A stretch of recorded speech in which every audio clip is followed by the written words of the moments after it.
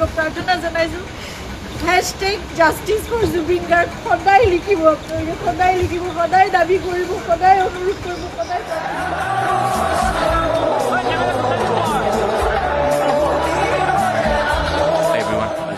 video' এটা বনাইছোঁ ভিডিঅ'টো বনোৱা উদ্দেশ্য বেলেগ একো নহয় ধৰক আপোনালোকে চবেই জানে অসমৰ সমস্যা বুলি ক'লে প্ৰধান সমস্যা জুবিন দাক ন্যায় বিচৰাটো আৰু যিটো আমি অকল মই বা আপুনি বুলি তেনেকৈ নহয় গোটেই অসমখনে বিচাৰিছে বা গোটেই দেশখনে বিচাৰিছে যিসকল জুবিন দাৰ অনুৰাগী আছে প্ৰত্যেকজনে বিচাৰিছে আৰু মানে জুবিন দাৰ গীত যিসকলে শুনিছে আজিলৈকে পৃথিৱীত তেখেতৰ অনুৰাগী 100% হয় আৰু তেখেতত মানে তাত কোনোবাই কনফাৰ্মাইজ বা কোনো তেনেধৰণৰ বা তাক বোলে ফ'ৰ্চফুলি তেখেতক অনুৰাগী বনোৱা হৈছে সেই তেনেকুৱা টাইপৰ মানে ফিল নাহেই আৰু সেইটো চিন্তা মানে কাৰো মাইণ্ডতে নাহে চ' তেনেকুৱা ক্ষেত্ৰত মানে কালি ভিডিঅ' এটা চালোঁ ভিডিঅ'টো যিটো গৰিমা বৌয়ে সোণাপুৰত আহি পিনে জুবিনদাৰ সমাধিস্থলত তো তাত আহি পিনি যিটো মানে কান্দি কান্দি ৰাইজৰ আগত বা নিউজ চেনেলৰ লগত যিটো মানে কথা কৈছে ভাবি চাগে ভগৱান তুল্য মানুহ সেই মানুহজনক যদি ন্যায় দিব নোৱাৰে তেন্তে কিহৰ কাৰণে আমি হেৰি কৰিছোঁ বেলেগ একো নাই মানে সেইখিনি মই কৰিছোঁ মই বৌয়ে কোৱাৰ আগতো কৰিছোঁ বা এতিয়াও কৰি আছোঁ আকৌ এতিয়া কৰিমো বা এই ভিডিঅ'টো বনোৱা মেইন উদ্দেশ্য হৈছে এইটো আৰু আপোনালোকে ভিডিঅ'টো চাই লাগে বাৰু কৰিম যাতে ন্যায় পায় সেইকাৰণে প্ৰতিদিনে #জাষ্টিছ ফৰ জুবিন গাৰ্গ সকলোৱে লিখিব এবাৰ আৰু সকলোৱে ন্যায় প্ৰাৰ্থনা কৰিব সদায় যি হৈছিল আমি জানিব লাগে সেইটোৱে কথা আজিলৈকে জনা নাই কি হ'ল 22টা দিন পাৰ হ'ল আজিলৈকে আমি নাজানো কি ঘটনা ঘটি গ'ল কিন্তু আপোনালোকে সকলোৱে লিখিব আপোনালোকৰ ছ'চিয়েল মিডিয়া আছে এখন যুদ্ধৰ আমাৰ সকলোৰে এখন হাতত প্লেটফৰ্ম আছে সকলোৱে সেই প্ৰাৰ্থনা কৰাৰ লগতে আপোনালোকে জাষ্টিছ বিচাৰিব লাগিব ন্যায় সেইকাৰণে আমি খুব ধৈৰ্যৰে আমি অপেক্ষা কৰি আছোঁ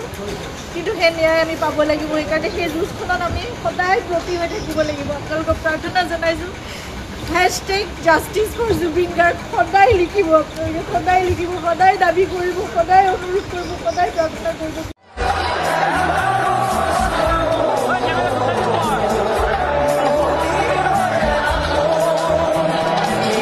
ইমান ডাঙৰ এজন শিল্পী যিজন ভগৱান তুল্য আজিলৈকে পৃথিৱীত মই এনেকুৱা শুনা নাই যে কোনোবা মছজিদ বা কোনোবা মাদ্ৰাছাত গান বাজিছে বা চাকি জ্বলিছে তেনেকৈ মই শুনা নাই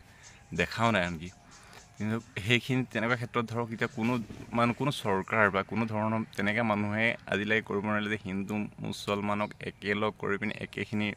এজন মানুহৰ কাৰণে মানে প্ৰতিটো হিন্দু মুছলমান বোলে প্ৰতিটো ধৰ্মৰে মানে যিভাগে যোনে পাৰে নিজৰ তেখেতৰ শান্তিৰ কাৰণে তেখেতৰ বিদেহী আত্মাৰ কাৰণে মানে কেনেকৈ শান্তি পায় বা কেনেকৈ তেখেতক শ্ৰদ্ধা জনাব পাৰে চবেই অপ্ৰাণ চেষ্টা কৰিছে যিখিনি কৰিছে অসমৰ ৰাইজে বা অসমে যিখিনি কৰিছে সেইটো কেতিয়াও হেৰি পাৰিব নোৱাৰে আৰু চিৰিয়াছলি কৈছোঁ মই গভৰ্ণমেণ্টক এইটো অনুৰোধ কৰোঁ ভাবিছে জুবিন দা এজন মানে ধৰক সাধাৰণ শিল্পী বুলি নাভাবিব কাৰণ কিয়নো আপোনালোকে যদি গম পায় যে লিমকা বুক অফ ৰেকৰ্ডত তেখেতে 4 নম্বৰ স্থান দখল কৰিছে আপোনালোকে এইটো ভাবক